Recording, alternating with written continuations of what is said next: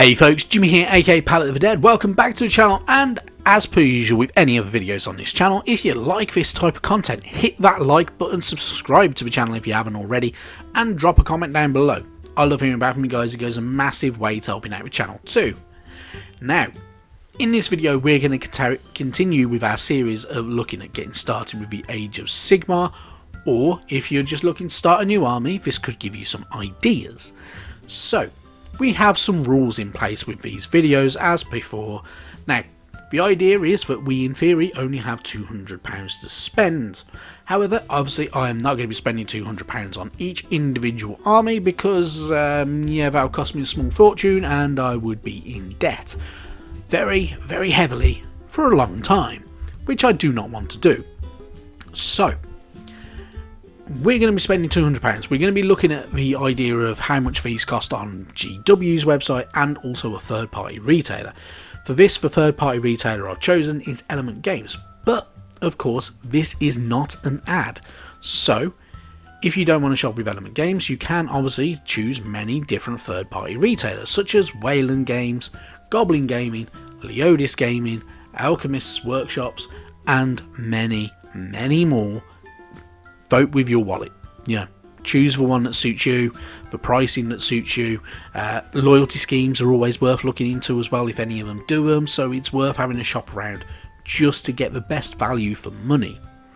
So, in the last video, we began looking at the forces of destruction and we covered the Orc war clans. So the Orc war clans split into 3 different subgroups, whether you wanted Savage Orcs, Cruel Boys, or good old Ironjoys, it was entirely up to you, but they were pretty good stuff.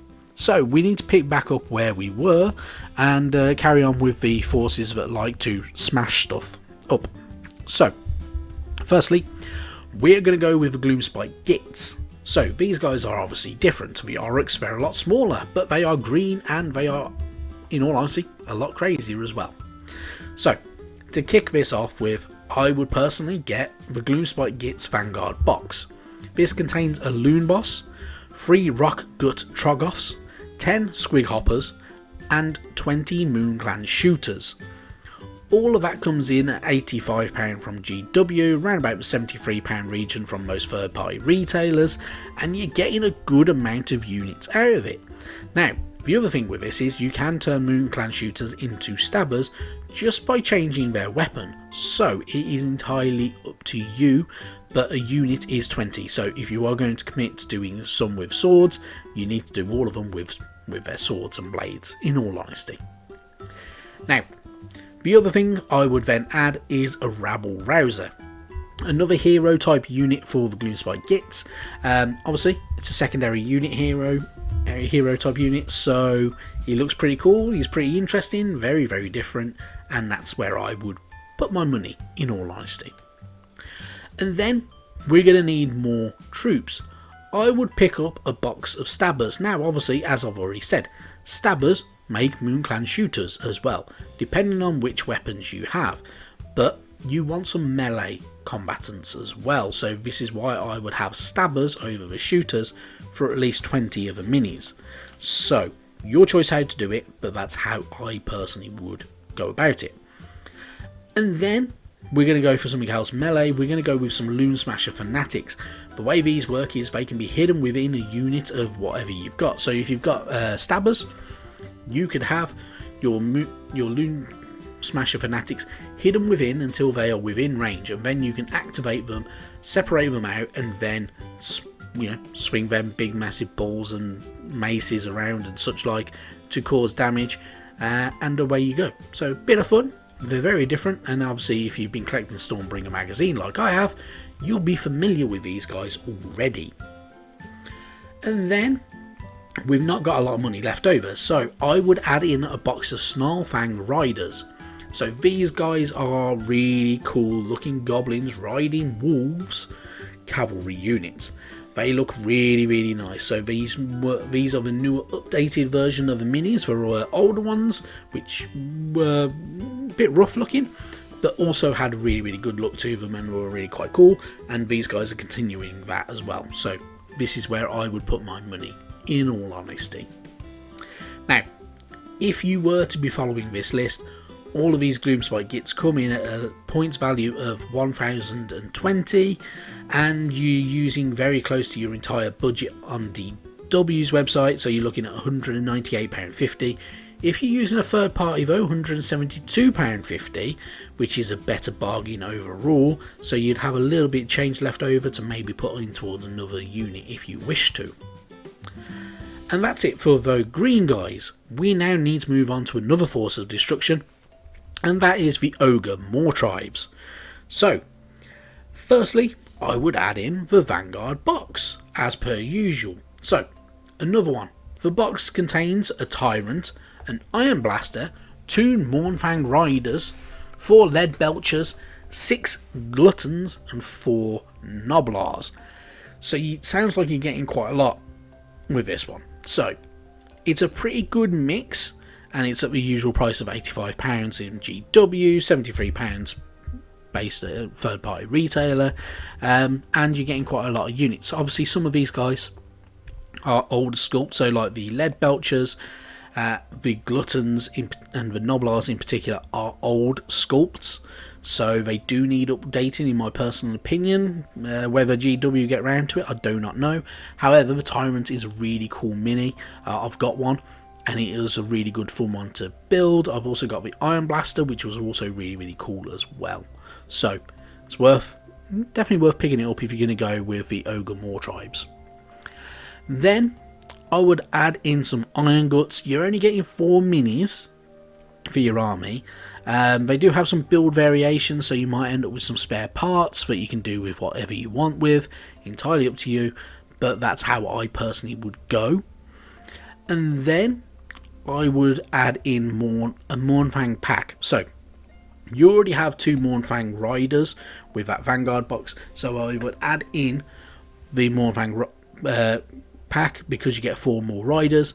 Bolsters your cavalry units with 2 more units, but they do come at a price at £45. It's pretty pricey, but you're getting some really cool units out of it.